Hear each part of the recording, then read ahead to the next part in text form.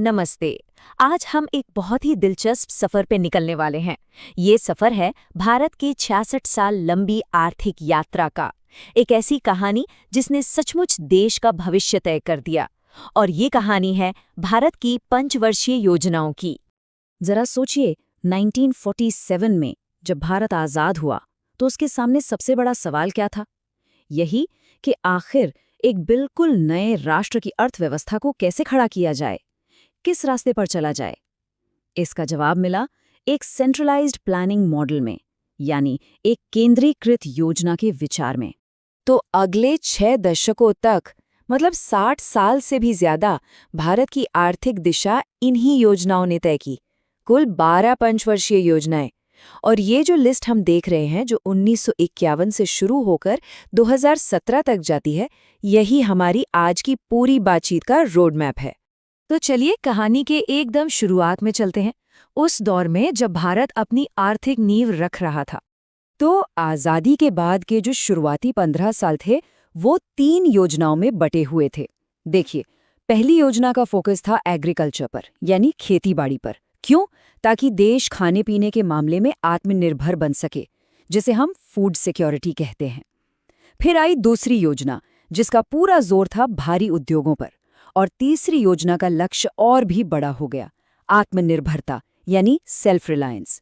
हर योजना अपने आप में एक बहुत ही अहम कदम थी। तो जैसा कि हमने देखा, पहली योजना ने खेतीबाड़ी पर ध्यान देकर देश की नींव को मजबूत किया। लेकिन दूसरी योजना के साथ एक बहुत बड़ा वैचारिक बदलाव आया। ये महालन नोबेस मॉडल से प्रभावित थी और अब सारा जोर भारी औद्योगिकरण पर था। आइडिया ये था कि भारत को एक मजबूत इंडस्ट्रियल पावर बनाया जाए। और फिर आई तीसरी योजना। इसका लक्ष्य तो और भी महत्वाकांक्षी था, आत्मनिर्भरता। मतलब अब भारत सिर्फ अपनी ज़रूरतें पूरी नहीं करना चाहता था, बल्कि आर्थिक तौर पर पूरी तरीके से स्वतंत्र होना चाहता था, किसी पर निर्भर न रहना। लेकिन देखिए, हर कहानी में उतार चढ़ाव तो आते ही हैं। यहाँ भी ऐसा ही हुआ। कुछ बहुत बड़ी मुश्किलें सामने आ खड़ी हुईं।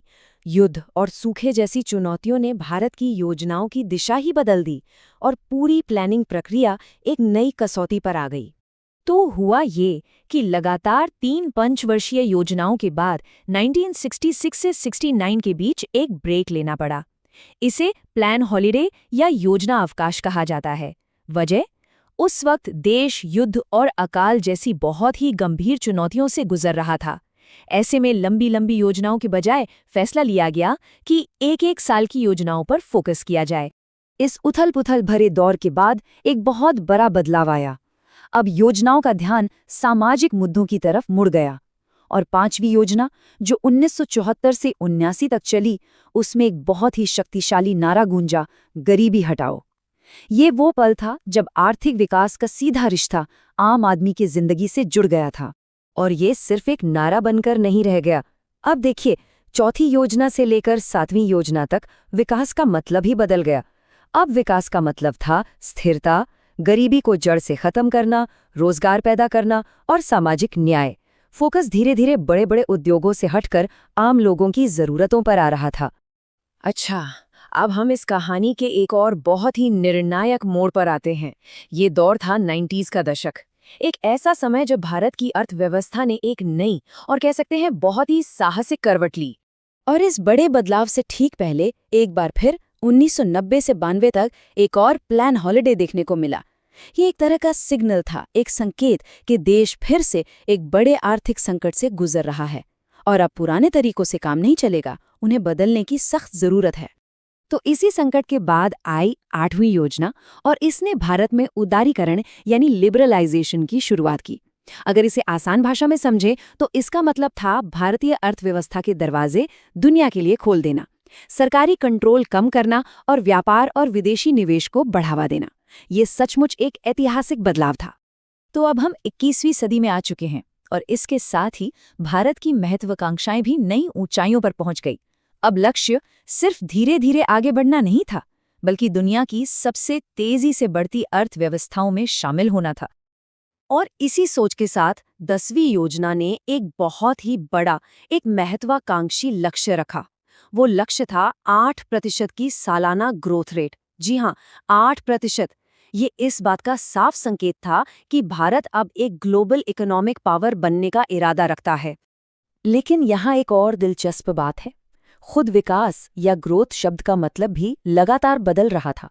जैसे 10वीं योजना में जोर था तेज विकास और रोजगार पर, फिर 11वीं योजना में ये बन गया समावेशी विकास यानी इंक्लूसिव ग्रोथ, मतलब ऐसा विकास जिसका फायदा समाज के हर तबके तक पहुंचे। और फिर आखिर में 12वीं योजना का लक्ष्य था तेज, सतत और समावेशी विकास। तो अब देख रहे हैं, विकास को अब कहीं ज्यादा बड़े और गहरे नजरिए से देखा जा रहा था। और बस इसी के साथ भारतीय अर्थव्यवस्था का एक बहुत लंबा और महत्वपूर्ण अध्याय खत्म हो गया।